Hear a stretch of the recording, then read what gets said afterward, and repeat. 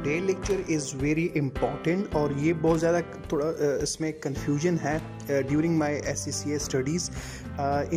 Initially जो है मुझे इन टॉपिक्स में बहुत ज़्यादा कन्फ्यूजन रहती थी, लेकिन बाद में अल्हम्दुलिल्लाह आई कर्ड। तो इसलिए हम इसमें डिस्कस करेंगे आउटस्टैंडिंग एक्सपेंस क्या है, प्रीपेड एक्सपेंस क्या है, एक्रूड इनकम क्या है और अनअर्न्ड इनकम क्या है। ठीक है, तो हम डिटेल से इन सब को पढ़ेंगे और ये इंपॉर्टेंट है, यहाँ से 1 से 2 MCQ ज़रूर सीनियर ऑडिटर टेस्ट में आते हैं। ठीक है, फिर 1 बाई 1 हम इनको एक्सपैंड करेंगे इन डिटेल, जैसे कि आउटस्टैंडिंग एक्सपेंस क्या है, हम उनकी नेचर को स्टडी करेंगे, इनको एक एग्जाम्पल के थ्रू सॉल्व करेंगे। फिर हम बताएंगे कि इसमें ये इनकी नेचर क्या है, लाइबिलिटी है क्या है, और एग्जाम्पल के बाद हम फिर उनको अकाउंटिंग एंट्री के थ्रू समझाएंगे कि अकाउंटिंग एंट्री क्या है, क्योंकि मोस्टली यहाँ से अकाउंटिंग एंट्री में MCQs आते हैं। ठीक है, फिर हम इसके बाद स्टडी करेंगे प्रीपेड एक्सपेंस 1 बाई 1 डिटेल में जो है हम स्टडी करेंगे। और फिर जो है प्रीपेड एक्सपेंस के बाद हम फिर पढ़ेंगे कि एक्रूड इनकम क्या है। ठीक है, तो और इनमें फिर हम समरी एक्सप्लेन करेंगे विद इन 1 पेज, जो है हम सारे 4 टॉपिक्स से उनकी कंपैरिजन करेंगे, जिससे आप लोगों को आइडिया जो है वो क्लियर हो जाएगा। अस्सलाम वालेकुम डियर एस्पायरेंट्स, आज लेक्चर में हम पढ़ेंगे 4 कॉन्सेप्ट्स हैं, बहुत ज़्यादा इम्पॉर्टेंट है। Outstanding expense, prepaid expense, accrued income, unearned income. ठीक है, ये 4 कॉन्सेप्ट पढ़ेंगे, बहुत ज़्यादा इंपॉर्टेंट है। यहाँ से 1 से लेके 2 MCQs हर सीनियर ऑडिटर टेस्ट जो अभी तक हुआ है उसमें ज़रूर यहाँ से एग्जामिन हुआ है। ठीक है, तो हम इन 4 कॉन्सेप्ट्स की अकाउंटिंग ट्रीटमेंट, अकाउंटिंग एंट्रीज, और फिर हम एक एग्जाम्पल के थ्रू इनको समझेंगे कि ये होता क्या है, और ये बहुत ज़्यादा इंपॉर्टेंट है, रिपीटेडली ये आपके कॉन्सेप्ट्स में यूज़ होंगे। तो हम यहाँ से इनका कॉन्सेप्ट जो है वो क्लियर करते हैं। ठीक है, तो सबसे पहले हमारा जो सबसे पहले कॉन्सेप्ट है वो आउटस्टैंडिंग एक्सपेंस। ठीक है, आउटस्टैंडिंग एक्सपेंस का क्या मतलब है कि अभी एक्सपेंस जो है हमने अकर की है, लेकिन अभी तक वो पे नहीं किया है। एग्जांपल क्या है कि सपोज़ जो हम एक ऑर्गेनाइजेशन रन करते हैं और हमारे ऑर्गेनाइजेशन में जो हमारे एम्प्लॉइज़ होते हैं उनकी हम सर्विसेज लेते हैं ना, सपोज 1 मार्च से 30 मार्च तक उनके सर्विसेज हमने यूज़ की है, लेकिन अभी तक सैलरी हम कब पे करते हैं, 1 या 2 अप्रैल को हम उनको सैलरी पे करते हैं। तो इसका क्या मतलब है कि हम मार्च के मंथ का हमने अभी एक्सपेंसेस इनकर की है, लेकिन अभी तक पे नहीं की, तो इसको हम कहते हैं आउटस्टैंडिंग एक्सपेंस। और ये आउटस्टैंडिंग एक्सपेंस जो है ये हमारा क्या होता है, लाइबिलिटी होता है। ठीक है, इसको हमने पे करना है ना, तो ये हमारा लाइबिलिटी है। ठीक है, और एक्सपेंस, और ये क्या है, सपोज एक salaries outstanding at the end of month, ये एग्जांपल है, मैंने आपको समझाया है। ठीक है, अब क्योंकि ये सैलरी जो है ये ऑलरेडी अकर हो गई है ना, इनकी सर्विसेज यूज़ हो गई लेकिन पे नहीं हुई, तो इसलिए ये हमारा लाइबिलिटी है। तो हम अकाउंटिंग एंट्री के अगर इसको समझें तो सैलरी हमारा क्या होता है, सैलरी हमारा एक्सपेंस होता है ना, सैलरी। ठीक है, तो एक्सपेंस हमेशा हम क्या करते हैं, डेबिट साइड पे लिखते हैं ना, और क्रेडिट साइड पे हम लाइबिलिटी लिखते हैं। तो डेबिट साइड पे हमारा सैलरी आएगा और क्रेडिट साइड पे आउटस्टैंडिंग सैलरी का। आउटस्टैंडिंग का क्या मतलब है, ये अभी हमने पे नहीं किया, ये हमारा लाइबिलिटी है।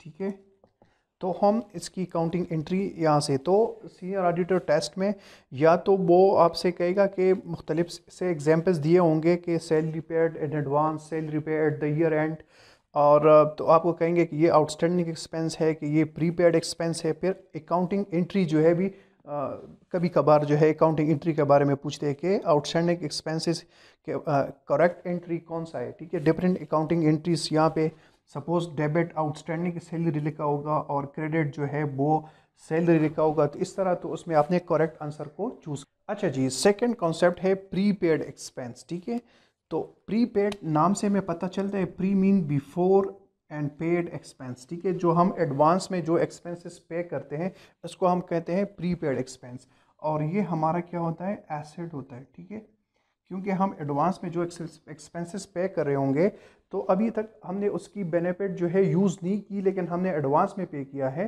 तो अगर हम इसको इस तरह करेंगे तो ये हमारा क्या होता है, एसेट होता है। ठीक है, एग्जाम्पल के थ्रू समझते हैं कि we pay our expenses in advance. Eg. Rent paid in the first week of month. हम क्या करते हैं नॉर्मली, हम क्या करते हैं कि हम एक्सपेंसेस को ये रेंट को हम एडवांस में पे करते हैं ना रेंट को।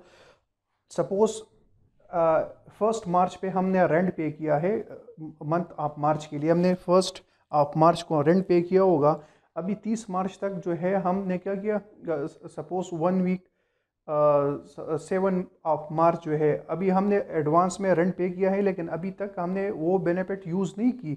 30 मार्च तक अभी तक हमने स्टे नहीं किया है रूम में, ठीक है ना। तो ये हमारा क्या है, ये हमारा एसेट है, ठीक है। इसको हम कहते हैं अनएक्सपायर्ड रेंट। अनएक्सपायर का क्या मतलब है कि अभी हमारे जो बेनिफिट है ना वो एक्सपायर नहीं हुए हैं, ठीक है। और अकाउंटिंग एंट्री क्या है कि डेबिट प्रीपेड एक्सपेंस, क्योंकि एसेट है तो इसलिए हमने डेबिट साइड पे लिखा है, और क्रेडिट साइड पे हम क्या लिखेंगे, नॉमिनल अकाउंट। नॉमिनल अकाउंट किसे कहते हैं, जो एक्सपेंसेस हमारे होते हैं वो हम किस पे रिकॉर्ड करें, नॉमिनल पे, ठीक है। तो हमारा जो प्रीपेड एक्सपेंस है वो क्या है, एसेट है। तो प्रीपेड एक्सपेंस का मतलब जो एक्सपेंसेस हम एडवांस में पे करते हैं लेकिन अभी हमने वो बेनिफिट यूज़ नहीं। अच्छा जी, थर्ड वन है एक्रूड इनकम। इंक्रूड इनकम का मतलब है कि हमने इनकम को अर्न किया है लेकिन अभी तक वो रिसीव नहीं किया है। जैसे कि इनकम फ्रॉम इंटरेस्ट और डिविडेंड, हमने किसी बैंक में पेमेंट रखी है ना जिस पे हमें इंटरेस्ट रिसीव होता है, या जो डिविडेंड होता है ना, हमारे जो शेयर होल्डर्स के डिविडेंड्स होते हैं, ठीक है, वो अर्न हो गए हैं लेकिन अभी तक वो रिसीव नहीं होते, क्योंकि वो तो फ़ौरन रिसीव नहीं होते, ठीक है। तो इसलिए इसको हम कहते हैं एक्रूड इनकम। और एक्रूड इनकम जो है हमारा क्या होता है, एसेट्स है ना, कि ये हमें रिसीव होने विद इन 1 ईयर, ठीक है। तो ये हमारा क्या होता है, ये हमारा एसेट होता है, ठीक है। कि income or interest from dividend accrued but not yet received, तो इसको हम कहते हैं एक्रूड इनकम। इसको हम रिकॉर्ड कैसे करते हैं कि डेबिट एक्रूड इनकम, मैंने कहा ना कि एक्रूड इनकम हमारा क्या होता है, हमारा एसेट होता है, इसलिए हम इसको एसेट साइड पे रिकॉर्ड करते हैं। और क्रेडिट साइड पे क्या हम क्या रिकॉर्ड करते हैं, सोर्स ऑफ इनकम।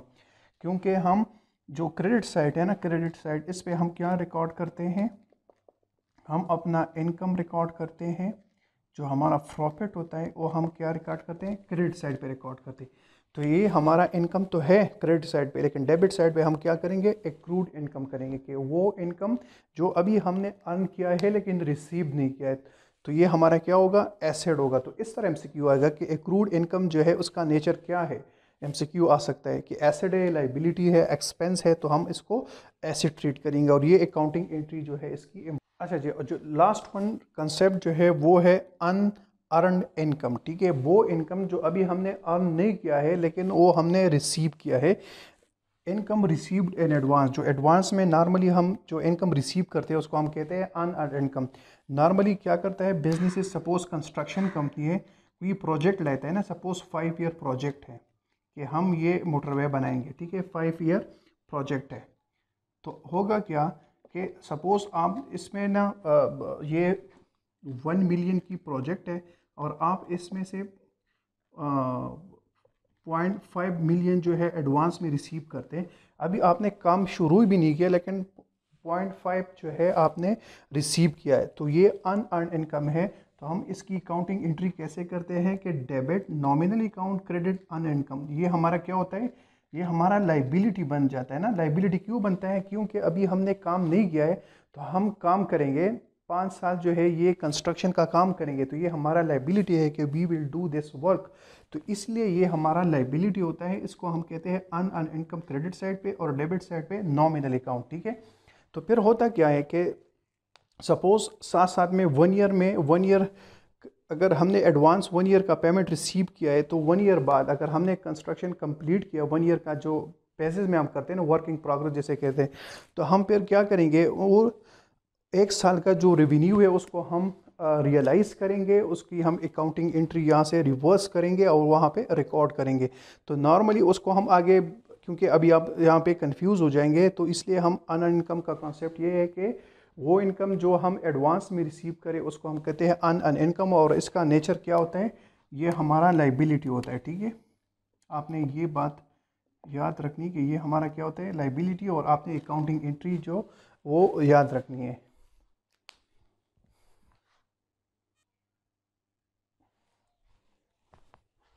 अच्छा, तो समरी ये है कि इन 4 कंसेप्ट का कि प्रीपेड एक्सपेंस और एक्रूड इनकम ये दोनों हमारे एसिड है, और लाइबिलिटी क्या है, अनअर्न इनकम और आउटस्टैंडिंग एक्सपेंस ये दोनों हमारे क्या है, लाइबिलिटी है। ठीक है, तो इसने आपने इसे समराइज रखना है, याद रखना है कि प्रीपेड एक्सपेंस वो एक्सपेंस जो हम एडवांस में जमा करें। ठीक है, तो इसलिए वो हमारा क्या है, अनएक्सपायर्ड इनकम है। और एक्रूड इनकम वो इनकम जो हमने जो अर्न हो गई है लेकिन अभी तक हमने रिसीव नहीं की, तो हमारा एसेट है।